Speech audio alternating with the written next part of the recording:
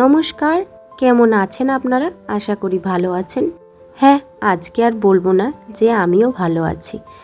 দুদিন ধরে শরীরটা খুবই খারাপ, মানে এতটাই জ্বর এসেছিল, আমি বিছানা থেকে ঠিকঠাক করে নিচেও নামতে পারছিলাম না। পুরোটাই আমার মা আমাকে দেখাশোনা করেছে আর আমার মেয়েকেও। এখন নিজের শরীরটা একটু যেই ঠিক হওয়াতে দেখি আমার মেয়েটার এখন জ্বর এসছে। মন মেজাজ খুবই খারাপ, এতদিন তো আমার ছিল, এখন আমার মেয়েটার। একটু ওষুধ খেয়েছে, তাই এখন একটু ঠিক আছে।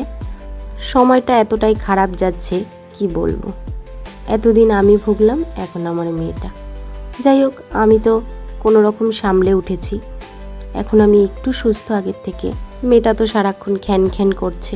আমাদেরই জ্বর আসলে আমরাই ঠিক থাকতে পারি না, আর ও তো কত ছোট। এতটাই শরীর খারাপ ছিল যে আমি আপনাদের জানাতেই পারিনি।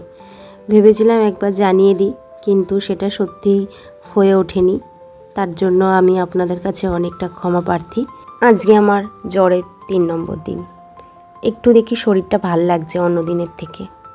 না, বলবো না যে পুরোপুরি সুস্থ আমি এখনও আমি পুরোটা সুস্থ না। মাথাটা ভার হয়ে আছে, আর বমিটাও এখনও কমেনি। কিছুই পেটে রাখতে পারছি না, যা খাচ্ছি সবই বমি হয়ে যাচ্ছে। ইলিশ মাছ আমার খুব পছন্দের একটা মাছ, যেহেতু কিছুই খেতে পাচ্ছি না, বাবা আজকে শখ করে মাছটা নিয়ে এসছে। যদি দুটো ভাত খাই। বিশ্বাস করুন, আজকে না ইলিশ মাছটা দেখে সেরকম কিছু ইচ্ছা করছে না।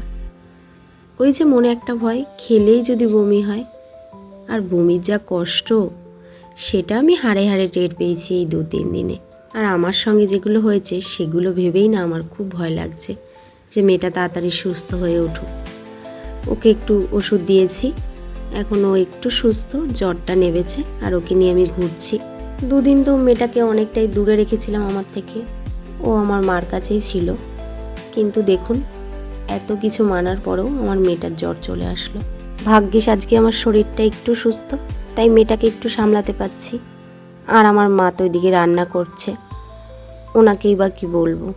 2 দিন ধরে তো মেয়েকে সামলেছে, নিজের সংসার সামলেছে, আর তার সঙ্গে আমাকেও।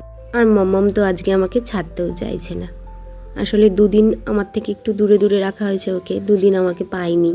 ওর জন্য আজকে দেখুন কতটা খুশি, আরও আমাকে আজকে ছাড়তেও চাইছে না। আর আমিও একটু খুশি হচ্ছি, 2 দিন পর মেয়েকে একটু কাছে পেয়েছি। আপনারাও একটু সাবধানে থাকবেন, সময়টা সত্যিই খুব খারাপ যাচ্ছে। ঘরে ঘরে এখন জ্বর। ঠাকুরের কাছে প্রে করুন যেন তাড়াতাড়ি আমরা সুস্থ হয়ে উঠি, আবার আগের মতন আপনাদের সঙ্গে ব্লগ শেয়ার করতে পারি। আশা করব ততদিন আপনারা আমার পাশে থাকবেন, আপনারাও সুস্থ থাকবেন, ভালো থাকবেন। আজ তবে আসি বন্ধুরা, দেখা হচ্ছে নতুন একটা হাসি খুশি ব্লগ নিয়ে।